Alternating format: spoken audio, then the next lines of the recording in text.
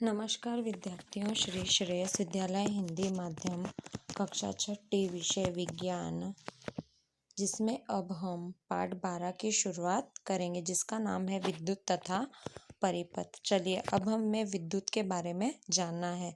हम विद्युत का उपयोग अपने बहुत से कार्यों को आसान बनाने के लिए करते। उदाहरण के लिए हम विद्युत का उपयोग कुएं से पंप द्वारा जल बाहर निकालने अथवा जमीन की सतह से जल को छत पर रखी हुई टंकी में पहुंचाने के लिए करते। अन्य कौन कौन से कार्य हैं जिनके लिए आप विद्युत का उपयोग करते हैं, उनमें से कुछ सूचीबद्ध कर अपनी नोटबुक में लिखिए। अब आप देखिए कि आपके यहाँ पर मोटर चालू होती है, पानी आता है, तो हम किसका उपयोग करते हैं? विद्युत का उपयोग करते हैं। क्या आपकी सूची में प्रकाश के लिए विद्युत उपयोग सम्मिलित है? जैसे सूरज छिपने के बाद भी विद्युत घरों, सड़कों, दफ्तरों तथा फैक्ट्रियों को प्रकाशित करती है। तो आप देखते हो कि सूरज चले जाने के बाद भी क्या होता है, हमारे आसपास का जितना भी वातावरण है, दफ्तर हुआ, घर हुआ, फैक्ट्रियाँ हैं, तो वहाँ पे क्या हो जाता है, विद्युत का उपयोग, मतलब कि हम लोग लाइट का उपयोग करते हैं।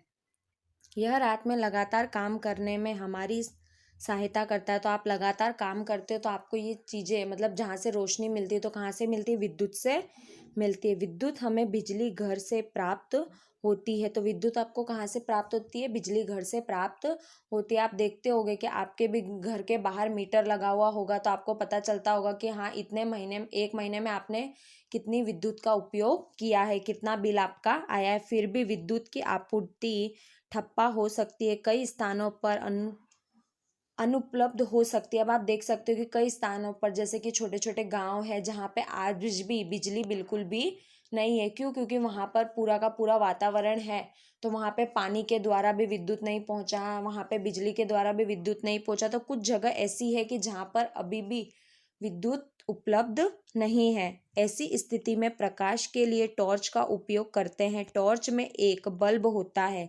अब आपने देखा होगा, आप कभी टॉर्च जलाते हो तो उसके अंदर आपको क्या दिखाई देता है? एक बल्ब दिखाई देता है। क्यों? पहले आप उसमें सेल डालते हो, उसके बाद उसमें आप बटन दबाते हो, तो क्या होती है? वहां से रोशनी आती है।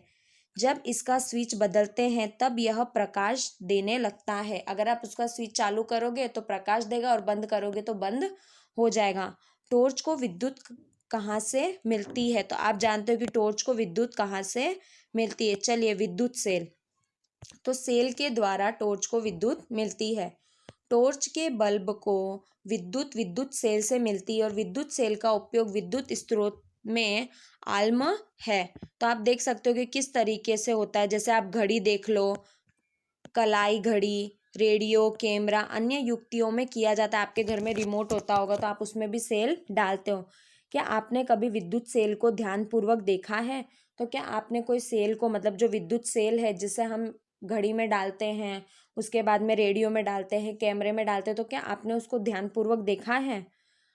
आपने यह देखा होगा कि इसके एक और धातु की टोपी तथा दूसरी ओर धातु की डिस्क होती है। क्या आपने विद्युत सेल के ऊपर एक धन चिन्ह मतलब प्लस तथा ऋण चिन्ह मतलब माइनस देखा है? विद्युत सेल में धातु की टोपी धनात्मक सिरा तथा धातु की डिस्क ऋणात्मक सिरा होता है।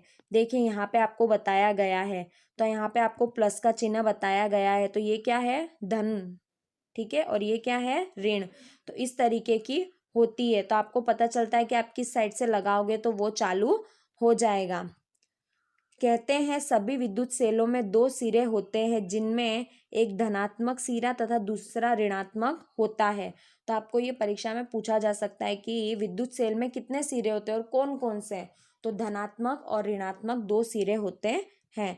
विद्युत सेल में संचित रासायनिक पदार्थों से सेल विद्युत उत्पन्न करता है। जब विद्युत सेल में संचित रासायनिक पदार्थ इस्तेमाल कर लिए जाते हैं, तब विद्युत सेल में विद्युत पैदा करना बंद कर देता है। तो आप क्या इसमें क्या बताया गया कि जब विद्युत सेल में संचित रासायनिक पदार्थ इस्तेमाल कर लिए जाते हैं, तो क्या हो जाता है? वो विद्युत पैदा करना बंद हो जाता है। कि जब तक उसका सेल चलेगा, जब तक उसके अंदर बैटरी रहेगी, तब तक ही वो चलेगा, उसके बाद वो अपने आप ही बंद हो जाएगा। ठीक है, यहाँ तक आपको समझ में आया?